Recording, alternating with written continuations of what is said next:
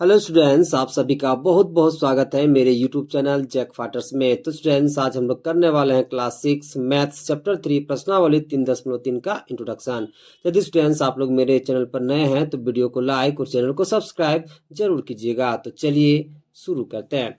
देखिए स्टूडेंट्स, हम लोगों को पहला टॉपिक पढ़ना है पूर्णांकों के व्यवकलन के नियम।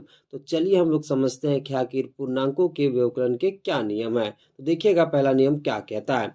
देखिए पहला नियम ये कह रहा है कि धनात्मक पूर्णांक को एक धनात्मक पूर्णांक से घटाने पर आपको 0, धनात्मक या ऋणात्मक पूर्णांक प्राप्त होगा। कहने का क्या मतलब है कि जब आप किसी धनात्मक पूर्णांक में से आप धनात्मक पूर्णांक घटाओगे तो या तो आपको 0 मिलेगा, या तो आपको धनात्मक मिलेगा, या तो आपको ऋणात्मक पूर्णांक मिलेगा।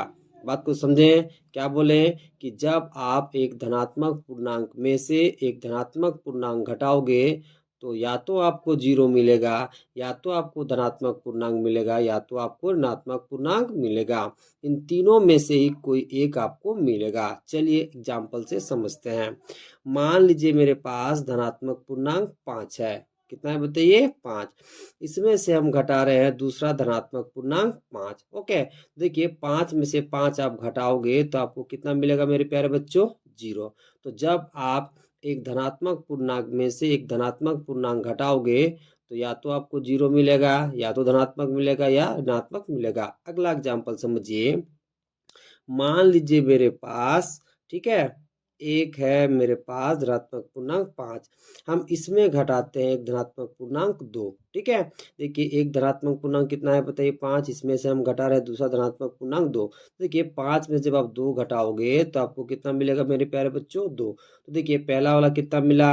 0। दूसरा वाला एग्जाम्पल में कितना मिल रहा है बताइए? 2। ओके, अगला एग्जाम्पल समझिए। मान लीजिए मेरे पास एक धनात्मक पूर्णांक 5 है। ओके, इसमें से हम घटाते हैं दूसरा धनात्मक पूर्णांक 8। यानी कि 5 में से हम क्या घटा रहे हैं बताइए? 8। जब आप 5 में से 8 घटाओगे तो आपको कितना मिलेगा बताइए? -3। कितना मिल जाएगा मेरे प्यारे बच्चों? -3। तो बात समझ में आया कि जब आप एक धनात्मक पूर्णांक में से धनात्मक पूर्णांक घटाओगे तो या तो आपको 0 मिलेगा, या तो आपको धनात्मक पूर्णांक मिलेगा, या तो आपको ऋणात्मक पूर्णांक मिलेगा। ओके, तो ये नियम को आप याद रखोगे। ओके, चलिए अब दूसरा नियम समझते हैं। देखिए दूसरा नियम क्या कह रहा है कि धनात्मक पूर्णांक में से ऋणात्मक पूर्णांक घटाने पर आपको हमेशा धनात्मक पूर्णांक प्राप्त होगा। कहने का क्या मतलब है कि जब आप किसी धनात्मक पूर्णांक में से किसी ऋणात्मक पूर्णांक को घटाओगे तो आपको हमेशा रिजल्ट में धनात्मक पूर्णांक मिलेगा। चलिए इस एग्जाम्पल से समझते हैं। मान लीजिए मेरे पास धनात्मक पूर्णांक 5 है। इसमें हम घटा रहे हैं ऋणात्मक पूर्णांक मान लीजिए 2 को। देखिए 5 मेरा क्या है बताइए? धनात्मक पूर्णांक। इसमें हम घटा रहे हैं ऋणात्मक पूर्णांक 2 को। तो जरा समझिएगा। देखिए 5 के जगह 5, माइनस और माइनस गुना होता है तो क्या मिलता है मेरे प्यारे बच्चों? +2 है तो कितना हो जाएगा? +2।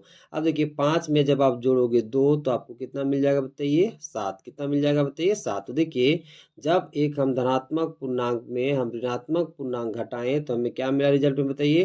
धनात्मक पूर्णांक। ओके, अगला एग्जाम्पल समझिए। मान लीजिए मेरे पास धनात्मक पूर्णांक 6 है। इसमें हम घटा रहे हैं ऋणात्मक पूर्णांक 4। ओके, अब जरा समझिए 6 की जगह 6, माइनस और माइनस गुना होगा तो हमें क्या मिलेगा मेरे प्यारे बच्चों? +4 है तो 4। अब देखिए 6 में जोड़ोगे 4 तो आपको क्या मिलेगा बताइए? 10। क्या मिल जाएगा मेरे प्यारे बच्चों? 10। तो बात समझ में आया कि जब धनात्मक पूर्णांक में से आप ऋणात्मक पूर्णांक घटाओगे तो आपको रिजल्ट में हमेशा धनात्मक पूर्णांक प्राप्त होगा।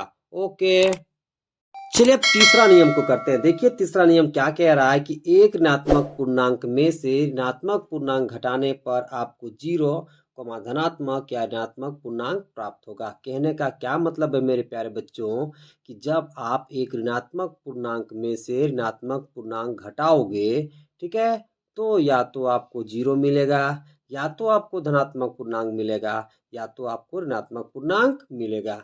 यानी कि रिजल्ट में आपको इन तीनों में से कोई एक ही मिलेगा। तो चलिए एग्जाम्पल से समझते हैं। मान लीजिए मेरे पास ऋणात्मक पूर्णांक -2 है। इसमें हम घटा रहे हैं दूसरा ऋणात्मक पूर्णांक -2। समझिएगा। देखिए -2 की जगह आप -2 लिख लोगे। माइनस और माइनस गुना होगा तो क्या मिलता है मेरे प्यारे बच्चों? प्लस। या 2 है तो कितना हो जाएगा? 2। ओके। अब देखिए -2 है यहाँ पे +2। ओके, जब आप इसे कैलकुलेट करोगे तो आपको कितना मिलेगा मेरे प्यारे बच्चों? 0। कितना मिल जाएगा बताइए? 0। अगला एग्जाम्पल समझिए। मान लीजिए मेरे पास ऋणात्मक पूर्णांक 2 है। इसमें हम घटा रहे हैं दूसरा ऋणात्मक पूर्णांक 4 को। ओके, अब जरा समझिए -2 की जगह -2, माइनस और माइनस गुना होगा तो हमें कितना मिल जाएगा बताइए? प्लस, और 4 की जगह 4। ओके, अब देखिए -2 है यहाँ पर कितना है बताइए? +4। ओके, यानी कि 4 में से 2 जाएगा तो आपको कितना मिलेगा बताइए? 2। ओके, तो जरा समझिए, पहला वाला आपको क्या मिला? 0। दूसरा वाला आपको क्या मिला? धनात्मक पूर्णांक। अगला एग्जाम्पल समझिए।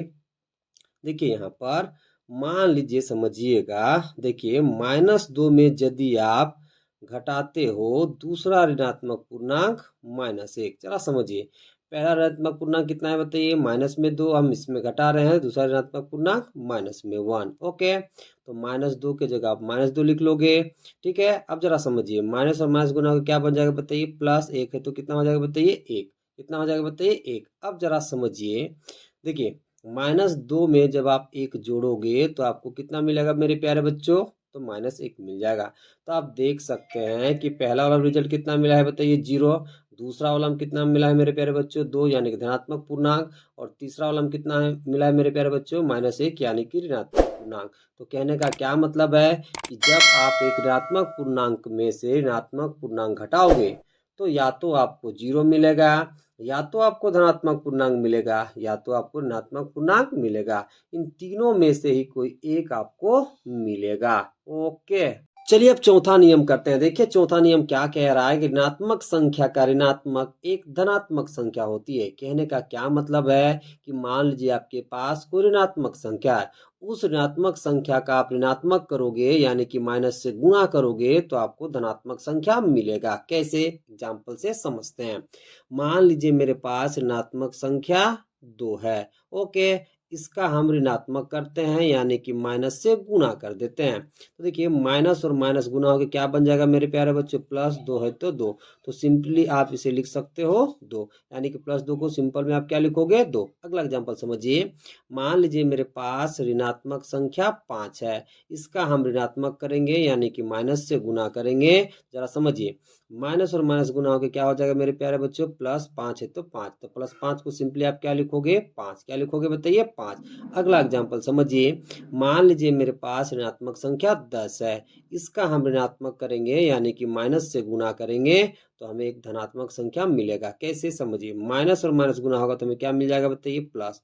10 है तो कितना हो जाएगा? 10। +10 को सिंपली आप लिखोगे 10। ओके, तो आप देख सकते हैं कि किसी भी ऋणात्मक संख्या का ऋणात्मक हमें धनात्मक संख्या मिलता है। ओके।